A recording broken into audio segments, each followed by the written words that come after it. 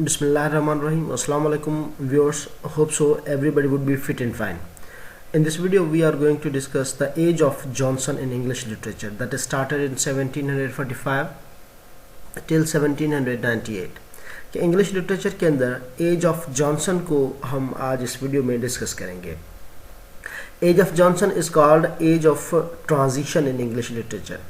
As of Johnson को age of transition कहा जाता है क्योंकि इस एज के अंदर जो एक ट्रेडिशन चल रहा था लिटरेचर के अंदर के एक जो ट्रेंड चल रहा था, उस ट्रेंड में जो थी एक ट्रांजिशन, एक चेंज आई थी.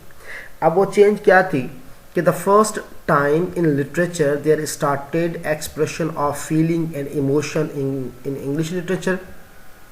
That's why it is also called age of sensibility. Age of sensibility की वजह से इसे एज ऑफ ट्रांजिशन भी कहा जाता है. First time in English literature, the people started writing about romanticism. First time in English literature, people started writing about the natural things. So we call it age of transition. अब इस age के अंदर जो है वो जो classical works पे काम हो रहा था, जैसे एज ऑफ ड्राइडन में था, एज ऑफ पोप में था, जो वो लोग थे, वो लोग क्या कर रहे थे, जो डिफरेंट राइटर्स, आथर्स, पोइट्स थे, they started a revolt against classical works. जो क्लासिकल वर्क्स पे काम चल रहा था, उस काम के जो है वो अगेंस्ट में पोइट्स ने लिखना शुरू कर दिया था. इसीलिए इस एज के अंदर आपको ऐसे पोइट्स भी मिलेंगे जिन्होंने क्लासिकल वर्क्स को छोड़ के, क्लासिकल वर्क्स के अलावा जो है वो दूसरे ट्रेंड्स पे काम किया. In this age there was a preparation for the romanticism, कि जो कुछ ऐसे पोइट्स थे, कुछ ऐसे ऑथर्स थे जो है वो रोमांटिसिज्म के लिए प्रिपेयर हो रहे थे, जो रोमांटिसिज्म पे पोएम्स जो थी वो लिखी जा रही थी. एज ऑफ सेंसिबिलिटी भी कहा जाता है इस एज को.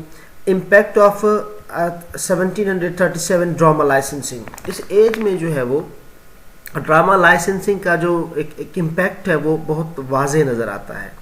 अब इस ड्रामा जो एक्ट, लाइसेंसिंग का एक्ट जो पास किया गया था गवर्नमेंट की तरफ से, उसमें ये था कि जितने भी ड्रामेटिस्ट या प्ले राइट्स जितने भी ड्रामा लिख रहे थे, तो उन पे जो है थी वो गवर्नमेंट की सेंसरशिप थी. गवर्नमेंट वाले उसको चेक करते थे, उसके बाद वो ड्रामा थिएटर में पब्लिक जो है वो प्ले होता था या पब्लिक में आता था.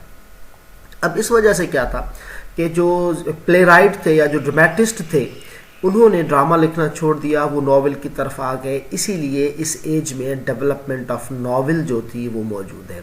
जैसे Henry Fielding himself he was a dramatist, but due to this drama licensing he gave up writing drama and he became a novelist.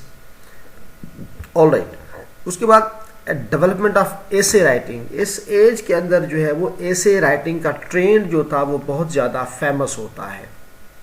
जैसे जो जॉनसन खुद जो थे वो एक अच्छे लेटर राइटर थे. उनका जो बड़ा फेमस एक लेटर है, लेटर टू लॉर्ड चेस्टरफील्ड, वो भी आपको इस एज में मिलेगा. उसके बाद ट्रेंड ऑफ राइटिंग बायोग्राफीज और letters.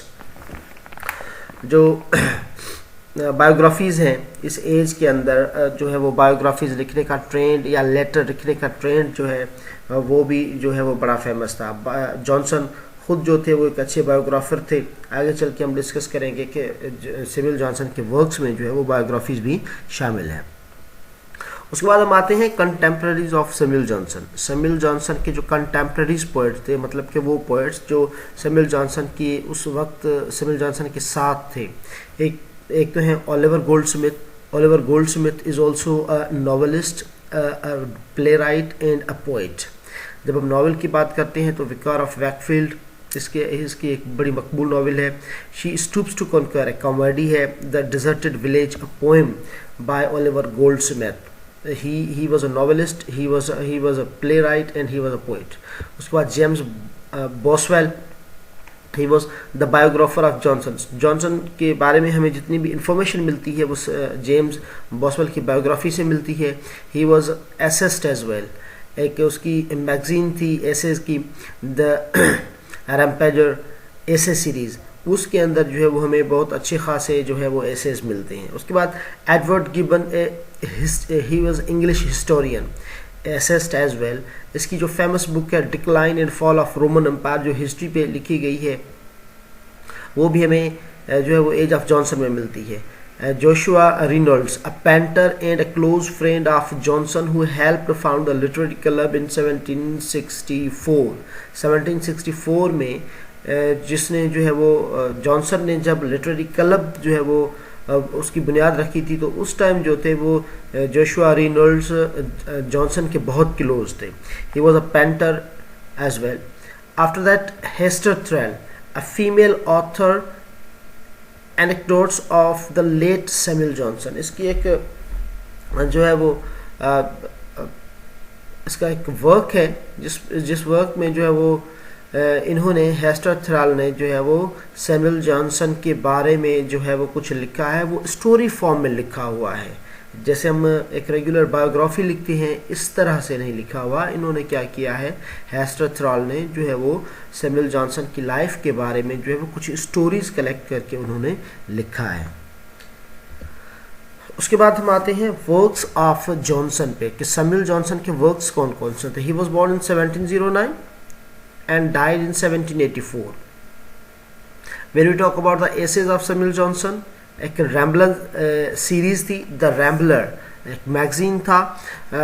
It was founded in 1750. तकरीबन 2 साल तक ही चलता है. 52 या 53 में जो है ये सीरीज़ ख़त्म हो जाती है इस मैगजीन की. उसके बाद एक दूसरा मैगजीन आता है The Idler in 1760. When we talk about Johnson as a novelist, he wrote a novel. अब रासीलाज, अब रासीलाज जो है हम इसे जो है वो नोवेला भी कहते हैं, नॉवल भी कहते हैं. एक अलग से डिबेट है कि ये नॉवल है या नोवेला है. That was published in 1759. William Samuel Johnson, when his mother died, to pay the expenses of his mother's funeral, he started writing this novel. इस नॉवल से जो अर्निंग होती है सैमुअल जॉनसन जो है वो अपनी मदर के फ्यूनरल के एक्सपेंसेस जो है वो पे करते हैं. तकरीबन 1 हफ्ते के अंदर ये पूरा नॉवल लिखा गया था.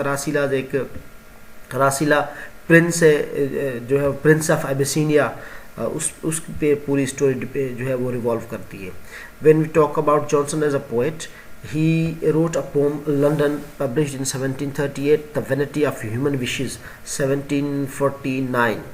These two are the famous works in poetry of Samuel Johnson.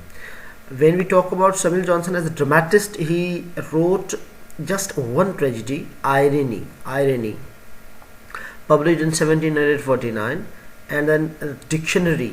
Samuel Johnson जो इंग्लिश लिटरेचर के अंदर अपना नाम कमाया है वो उस डिक्शनरी की वजह से कमाया है. That was published in 1755. It was a very hard work of Samuel Johnson. अब इस डिक्शनरी के अंदर सैमुअल जॉनसन ने कुछ ऐसे जो है वो वर्ड्स लिखे जो या ऐसी कुछ डेफिनेशंस लिखी हैं जो बायस्ड थी. कुछ वर्ड्स हैं, कुछ जो है वो डेफिनेशंस हैं जो सैमुअल जॉनसन ने जो है वो आयरलैंड या स्कॉटलैंड के लिए लिखी थी कि ये जो है वो इन इलाकों में यूज़ होती है, इन कंट्रीज़ में यूज़ होती हैं. Biographies. When we talk about Samuel Johnson, he also wrote the biographies. Lives of poets, Lives of Poets published in 1779. It included 52 poets. उस वक्त सैमुअल जॉनसन के दौर से पहले जो शायर मर चुके थे, उन मरे हुए पोइट्स की जो है वो सैमुअल जॉनसन ने बायोग्राफीज़ कलेक्ट की थी, करके लिखी थी. अब कोई भी ऐसा पोइट इन बायोग्राफीज़ में शामिल नहीं था जो जिंदा था या जो जॉनसन का कंटेम्पररी था. उसका जो फेमस वर्क है कि क्रिटिसिज्म पे बेस्ड है, preface to Shakespeare, published in 1765. उसमें अंदर जो है वो जॉनसन ने शेक्सपियर के जो अलग अलग से कैरेक्टर्स हैं या डीमेरिट्स ऑफ शेक्सपियर ट्रेजेडी, उस पे जो है वो सैमुअल जॉनसन ने अच्छा काम किया है. प्रीफेस टू शेक्सपियर जो है क्रिटिसिज्म का वर्क भी कहा जाता है कि इसके अंदर जो है वो जॉनसन ने अपनी जो है वो क्रिटिसिज्म विलियम शेक्सपियर पे जो है वो लिखी है. ओके, अल्लाह.